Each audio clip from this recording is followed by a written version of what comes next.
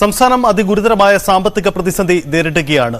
സമീപകാലത്തൊന്നും ഉണ്ടാവാത്ത തരത്തിൽ സർക്കാർ ജീവനക്കാരുടെയും പെൻഷൻകാരുടെയും ശമ്പളം പോലും പെൻഷനും ശമ്പളവും മുടങ്ങുന്ന സാഹചര്യമാണുള്ളത്. ഈ വിഷയം രാഷ്ട്രീയപരമായും പ്രതിപക്ഷം ഏറ്റെടുക്കുകയാണ്. പ്രതിപക്ഷ നേതാവിന്റെ വാക്കുകൾ നമുക്കൊന്ന് കേട്ട ശേഷം ഇങ്ങനെ പല ദിവസങ്ങളായിട്ട് കൊടുക്കുക, ആ ശമ്പളം കൃത്യമായി കൊടുക്കാത്തത് കൊണ്ടാണ് ഇന്നലെ 1.25 ലക്ഷത്തോളം ആളുകൾക്ക് ശമ്പളം കിട്ടാതെ പോയത്.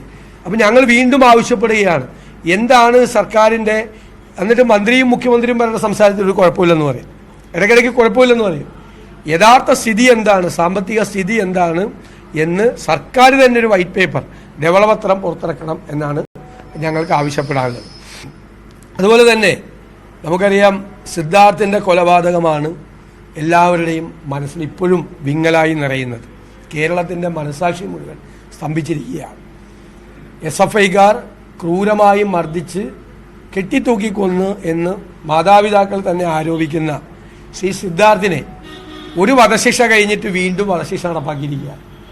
അയാൾക്കെതിരായിട്ടുള്ള ഒരു ആരോപണം, വ്യാജ ആരോപണം സൃഷ്ടിച്ചാൽ പ്രതിപക്ഷ നേതാവ് VD സതീശന്റെ വാക്കുകളാണ് കേട്ടത്. സംസ്ഥാനത്തെ ധനപ്രതിസന്ധിയാണ് അദ്ദേഹം പ്രധാനമായും ചൂണ്ടിക്കാണിക്കുന്നത്. സർക്കാർ ഒരു ധവളപത്രം പുറത്തിറക്കണം. സംസ്ഥാനത്തിന്റെ ധനപ്രതിസന്ധി എന്താണ്, ധനകാര്യ അവസ്ഥ എന്താണ് എന്നത് വ്യക്തമാക്കുന്ന ധനപ്രതിസന്ധി വ്യക്തമാക്കണമെന്നതാണ് അദ്ദേഹം വ്യക്തമാക്കുന്നത്.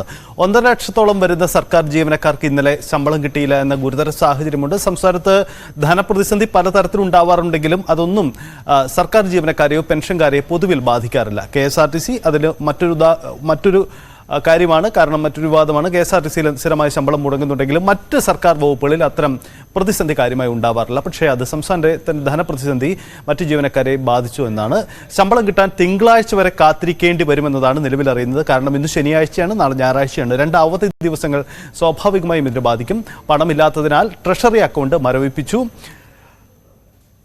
97,000-ത്തിലധികം പേർക്കാണ് ആദ്യ ദിനം ശമ്പളം കിട്ടേണ്ടിയിരുന്നത്. ട്രഷറിയിലേക്ക് പണം എത്തിക്കാൻ തിരക്കിട്ട നീക്കം നടക്കുകയാണ്. ശമ്പളം മുടങ്ങിയതിൽ പ്രതിഷേധം കടുപ്പിക്കുകയാണ്. സർക്കാർ ജീവനക്കാർ പ്രതിഷേധം കടുപ്പിച്ചുകൊണ്ട് അവർ മുന്നോട്ട് പോകാനുള്ള നീക്കമാണ് നടക്കുന്നത്. പ്രതിപക്ഷ സംഘടനകളടക്കം ഈ വിഷയത്തിൽ ശക്തമായ പ്രതിഷേധവും ഉന്നയിക്കുന്നുണ്ട്. മേരി ജോർജ് സാമ്പത്തിക വിദഗ്ധ നമുക്കൊപ്പമുണ്ട്. പ്രതിപക്ഷ നേതാവിന്റെ വാക്കുകൾ കേട്ടു. ഒരു ധവളപത്രം അടിയന്തരമായി സർക്കാർ പുറത്തിറക്കണം, എന്താണ് ധനസ്ഥിതി എന്നത് വ്യക്തമാക്കണമെന്നത് ആണ് പ്രതിപക്ഷം ആവശ്യപ്പെടുന്നത്. സാമ്പത്തിക വിഷയങ്ങളിൽ നിരന്തരമായി ഇടപെടുന്ന താങ്കളെപ്പോലുള്ളവരും ഈ ഒരു നിലപാട് തന്നെയാണ് സ്വീകരിക്കുന്നത്. തീർച്ചയായും യാതൊരു സംശയവുമില്ല. അതായത് ഈ സംസ്ഥാനം രൂപീകരിച്ചതിന് ശേഷം ഇത്ര ശക്തമായ ധനപ്രതിസന്ധി ഒരിക്കലും ഉണ്ടായിട്ടില്ല. ഇപ്പോ പെൻഷൻകാർക്ക് ഭയം, യൂണിവേഴ്സിറ്റി ജീവനക്കാർക്ക് ഭയം, അതായത് അതത് മാസം കിട്ടേണ്ട ശമ്പളം പോലും കിട്ടുമെന്ന ഉറപ്പില്ലാത്ത ഒരവസ്ഥയിലേക്ക് മാറിയിരിക്കുകയാണ്. അതായത് 2016-17 ഡോക്ടർ തോമസ് ഐസക് ഒരു ധവളപത്രം ഇറക്കിയിരുന്നു. ആ ധവളപത്രത്തിൽ പറഞ്ഞത് UDF ഗവൺമെന്റ് ആണ് ഭരണം കൈയാളുന്നത് വീണ്ടും എങ്കിൽ 2020-21 ആവുമ്പോഴത്തേക്ക് ഇവിടെ ശമ്പളവും പെൻഷനും മുടങ്ങുമെന്നാണ് അദ്ദേഹം എഴുതിയിരുന്നത്. അദ്ദേഹത്തിന്റെ എഴുത്ത് അറം പറ്റി. പക്ഷേ ഭരിക്കുന്നത് UDF ഗവൺമെന്റ് അല്ല, LDF ഗവൺമെന്റ് ആണ് എന്ന വ്യത്യാസം മാത്രം. ഈ LDF ഗവൺമെന്റ് ഇപ്പൊ പ്രതിപക്ഷ സ്ഥാനത്തായിരുന്നുവെങ്കിൽ കേരളം പണ്ടേ പ്രസിഡൻസി ഭരണത്തിലേക്ക് പോകുമായിരുന്നു. അത്ര രൂക്ഷമായ ധനപ്രതിസന്ധിയാണ് ഇപ്പോൾ കേരളത്തിൽ ഉള്ളത്.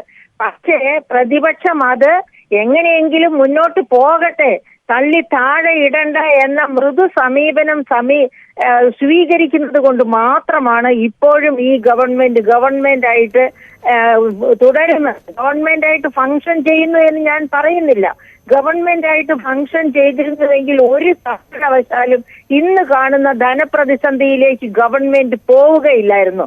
കാരണം ഈ ധനപ്രതിസന്ധിയുടെ മുഴുവൻ കാരണവും ഇതിന് മുൻപ് നടന്ന കേരളീയം എന്ന മാമാങ്കം, അതായത് ഭരണസിരാസനം അടച്ചിട്ടിട്ട് അവിടെ ആരുമില്ല കാര്യങ്ങൾ നോക്കാനും അന്വേഷിക്കാനും. അങ്ങനെ ഭരണം വേണ്ട എന്ന് വെച്ചിട്ട് ആണ് കേരളീയം നടത്തിയത്. അതിനു മുൻപ് തന്നെ അതിനുള്ള മുന്നൊരുക്കങ്ങൾ തുടങ്ങിയിരുന്നു. അതിനുള്ള സ്പോൺസർഷിപ്പ് സ്വീകരിക്കലും പണപ്പിരിവും എല്ലാം നടത്തിയിരുന്നു. ആ പണപ്പിരിവിന്റെ ഒക്കെ ഫലമായിട്ടാണ് നിങ്ങൾ ബജറ്റ് ഇൻ ബ്രീഫ് എടുത്തു നോക്കുക. അതിനകത്ത് 20,000 കോടിയുടെ കുടിശ്ശിക, അതിൽ തന്നെ 14,000 കോടിയോളം ഡോക്ടർ മേരി ജോർജ്, സംസ്ഥാനത്ത് കേന്ദ്ര സഹായം ലഭിക്കാതെ പോയതല്ല, സംസ്ഥാന സർക്കാരിന്റെ പിടിപ്പുകേട് കൂടി കൊണ്ടാണ് ഇത്തരത്തിൽ പെൻഷനും ശമ്പളവും മുടങ്ങിയത്, അങ്ങനെയാണ് പറഞ്ഞത് അല്ലേ? എന്ന് മാത്രമല്ല, പിടിപ്പുകേട് കൊണ്ട് മാത്രമാണ്. കേന്ദ്രം തരാത്തത് കേന്ദ്രത്തിന്റെ കുഴപ്പം കൊണ്ടല്ല. ഇവിടെ എപ്പോഴും ഏത് സംസ്ഥാനത്തിലും കേന്ദ്രം കൊടുക്കുന്നത് ഫണ്ട് യൂട്ടിലൈസേഷൻ സർട്ടിഫിക്കറ്റ് കേന്ദ്രത്തിൽ എത്തണം. CAG അത് സർട്ടിഫൈ ചെയ്യണം. അങ്ങനെയാണെങ്കിൽ മാത്രമേ കേന്ദ്രം വീണ്ടും വീണ്ടും അടുത്ത ഗഡു എന്ന് പറഞ്ഞു കൊടുക്കൂ. നെല്ല് സംഭരണമാണെങ്കിൽ സംസ്ഥാനം സംഭരിക്കണം. സംഭരിച്ച് അരിയാക്കി FCIക്ക് കൈമാറി കഴിഞ്ഞ് ആ സർട്ടിഫിക്കറ്റ് ഹാജരാക്കുമ്പോഴാണ് കേന്ദ്രത്തിന്റെ വിഹിതം കൊടുക്കുന്നത്. അത് കാലാകാലങ്ങളിലുള്ള ശീലമാണ്. അല്ലെങ്കിൽ സംസ്ഥാന ഗവൺമെന്റുകൾ വകമാറ്റി ചെലവഴിക്കും. ഒരു കാര്യവും ഇല്ല. അതറിയാവുന്നതുകൊണ്ടാണ് ഈ കേന്ദ്ര ഗവൺമെന്റ് മാത്രമല്ല, എല്ലാ കേന്ദ്ര ഗവൺമെന്റും ഇതേ നയം തന്നെയാണ് ഫോളോ ചെയ്യുന്നത്. അപ്പൊ അത് കേന്ദ്രത്തെ വെറുതെ പഴിക്കുകയാണ്, സംസ്ഥാനത്തിന്റെ പിടിപ്പുകേട്. നിങ്ങൾ CAG റിപ്പോർട്ട് എടുത്ത് നോക്കൂ. അതിനകത്ത് വളരെ കൃത്യമായിട്ട് പറയുന്നുണ്ട് 28,258.39 കോടി കുടിശ്ശിക പിരിച്ചെടുക്കാനുള്ളത്. ആ കുടിശ്ശികയിൽ തന്നെ 14,000 കോടിയോളം GST കുടിശ്ശികയാണെന്ന് ഓർക്കണം. ഇതുപോലെ ഇലക്ട്രിസിറ്റി ബോർഡിന്റെ ഭാഗത്തു നിന്ന് 3,000 കോടിയിലധികം ഇങ്ങനെ ഓരോ വകുപ്പിലും കിടക്കുകയാണ് കുടിശ്ശിക. ഈ കുടിശ്ശിക പിരിച്ചെടുത്ത് ഖജനാവ് ശക്തമാക്കുകയല്ലേ ഒരു ഗവൺമെന്റിന്റെ ധർമ്മം? അങ്ങനെയല്ലേ അവർക്ക് ഭരണവുമായിട്ട് മുൻപോട്ട് പോകാൻ പറ്റൂ? ഒരു വശത്ത് ധനസമാഹരണം ശരിയായി നടക്കണം, മറുവശത്ത് ആ സമാഹരിച്ച പണം ദൂർത്തടിക്കാതെ മുൻഗണനാ ക്രമം അനുസരിച്ച് ചെലവഴിക്കണം. ഇവിടെ മുൻഗണനാക്രമം ഒന്നുമില്ല, ഒറ്റ ക്രമമേ ഉള്ളൂ, അത് മുഴുവനും ദൂർത്ത്. അതാണ് ഇവിടുത്തെ രീതി. തീർച്ചയായിട്ടും സംസ്ഥാനത്തിലെ സാമ്പത്തിക പ്രതിസന്ധി അതിരൂക്ഷമാണ്. ആ പ്രതിസന്ധിയുടെ പ്രതിഫലനം ജീവനക്കാരുടെ ശമ്പളത്തെയും ബാധിച്ചു എന്നതാണ് ഇന്നത്തെ ചിത്രം. ഇന്നലെ ലഭിക്കേണ്ടിയിരുന്ന ശമ്പളം ലഭിച്ചിട്ടില്ല. ഒരുപക്ഷെ തിങ്കളാഴ്ച വരെ കാത്തിരിക്കേണ്ടി വരും. പക്ഷേ ധനമന്ത്രി ഇക്കാര്യം വിശദീകരിക്കുന്നത് ഇതൊരു സാങ്കേതിക പ്രശ്നം മാത്രമാണ്, ധനപ്രതിസന്ധി ബാധിച്ചിട്ടില്ല എന്നതാണ്. 4,100 കോടിയിലധികം രൂപ കേന്ദ്രത്തിന്റെ വിവിധ വിഹിതങ്ങളായി ഇതുവരെ സംസ്ഥാന സർക്കാരിന് ലഭിച്ചിട്ടുണ്ട്. അത് കിട്ടിയതോടുകൂടി ധനപ്രതിസന്ധിയിൽ ഒരു അയവ് വന്നു എന്നതാണ് നമ്മൾ പൊതുവിൽ പ്രതീക്ഷിച്ചിരുന്നത്. പക്ഷേ അത് മാറി എന്നതാണ് സാഹചര്യം. ചവറ ജയകുമാർ NGO അസോസിയേഷന്റെ പ്രതി, അദ്ദേഹം നമുക്കൊപ്പം ചേരുന്നു. ശ്രീ ജയകുമാർ, സർക്കാരിന്റെ ധനപ്രതിസന്ധി പല രീതിയിൽ നമ്മൾ കണ്ടിട്ടുണ്ട്. പക്ഷേ നിങ്ങളുടെയൊക്കെ ശമ്പളം മുടങ്ങുന്ന സാഹചര്യത്തിലേക്ക് അത് മാറുന്നു. ജീവനക്കാരുടെ ശമ്പളം മുടങ്ങിയാണ്.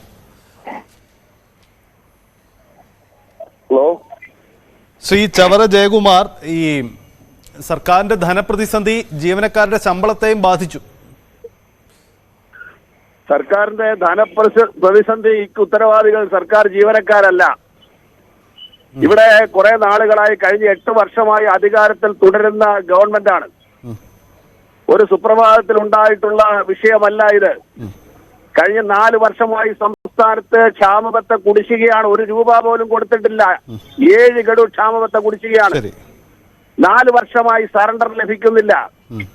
ശമ്പള പരിഷ്കരണം നടത്തി എന്ന് പറഞ്ഞിട്ട് അതിന്റെ ഒരു ആനുകൂല്യവും കൊടുത്തില്ല. ഇപ്പോൾ കൈമലർത്തി കാണിക്കുകയാണ്. അതിരൂക്ഷമായ വിലക്കയറ്റമാണ് ഈ സംസ്ഥാനത്തുള്ളത്. ഇന്ധന സെസ് ഏർപ്പെടുത്തി. നിത്യോപയോഗ സാധനങ്ങളുടെ വില വാണം പോലെ കുതിച്ചു കയറുകയാണ്. ഏതാണ്ട് 200-300 രൂപയാണ് സാധനങ്ങളുടെ വില. ജീവിക്കാൻ കഴിയാത്ത സാഹചര്യമാണ് ഈ സംസ്ഥാനത്തുള്ളത്. 1-ാം തീയതി ശമ്പളം ചോദിച്ച ജീവനക്കാരോട് കൈമലർത്തി കാണിക്കുകയാണ്. ശമ്പളമില്ല എന്ന് പറയുകയാണ്. ബസ് ചാർജ് കുത്തരെ കൂട്ടി, വെള്ളക്കരം കൂട്ടി, വൈദ്യുത ചാർജ് കൂട്ടി, സർക്കാരിന്റെ ചെലവുകളെല്ലാം കൂട്ടി രാവിലെ 1-ാം തീയതി ശമ്പളം കിട്ടുമെന്ന് പറഞ്ഞ് കടം പറഞ്ഞ് നിൽക്കുന്ന ആളുകളാണ്. അവർ വന്ന് ചോദിച്ചാൽ കൊടുക്കാൻ പണമില്ല. പാലുകാരനും പത്രക്കാരനും നിത്യോപയോഗ സാധനങ്ങൾ വാങ്ങുന്നവന് ഒരു വീട് പോലും സർക്കാർ ഉദ്യോഗസ്ഥരെ കിട്ടില്ല. ലോൺ എടുത്ത് വീട് വെച്ചിട്ടിരിക്കുകയാണ്. വാടക കൊടുക്കണം. ആരോട് എന്ന് കടം പറയും? സർക്കാരാണ് ഇതിന് ഉത്തരവാദി. 8 വർഷം അധികാരത്തിലിരിക്കുന്നവരാണ്. ചെറിയ പീരീഡ് അല്ല. നയങ്ങളും പരിപാടികളും എല്ലാം നടത്തി മുമ്പോട്ട് പോകുന്നവരാണ്. അക്ഷന്തവ്യമായ ഈ കാര്യത്തിൽ ഒരു അവഹേളന സ്വഭാവത്തോടുകൂടി സർക്കാർ സംവിധാനം തകർക്കാൻ ഇവിടെ അധ്യാപകർക്കും പോലീസുകാർക്കും ജീവനക്കാർക്കും ആശുപത്രിയിലെ ജീവനക്കാർക്കും ഒക്കെ ശമ്പളം കൊടുത്തില്ല എന്ന് പറഞ്ഞാൽ പിന്നെ എന്താണ് സർക്കാർ? യെസ്, അതാണ് ആഴത്തിൽ സാഹചര്യം. കടുത്ത പരിശോധിക്കണം. പ്രതിഷേധമാണ് ജീവനക്കാരുടെ സംഘടനകളുടെ ഭാഗത്തു നിന്നും ഉയരുന്നത്. സംസ്ഥാനത്ത് സമീപകാലത്തൊന്നും ഇങ്ങനെ ശമ്പളം മുടങ്ങിയിട്ടില്ല എന്നതാണ് ഇങ്ങനെ പ്രതിഷേധം ശക്തമാക്കുന്നതിന്റെ കാരണവും. എന്തായാലും ധനപ്രതിസന്ധി ജീവനക്കാരെയും ബാധിച്ചു എന്നതാണ്. പക്ഷേ അതൊരു സാങ്കേതികമായ തടസ്സം മാത്രമാണ് എന്നത് സർക്കാരിന്റെ വിശദീകരിക്കുന്നു. ധനമന്ത്രി KN ബാലഗോപാൽ അടക്കം വിശദീകരിക്കുന്നത് സാങ്കേതിക പ്രശ്നം മാത്രമാണെന്നാണ്. മറ്റു പ്രധാനപ്പെട്ട വാർത്തകളിലേക്ക് കൂടി നമുക്ക് വരാം. വേഗത്തിൽ ഒരിടവേള.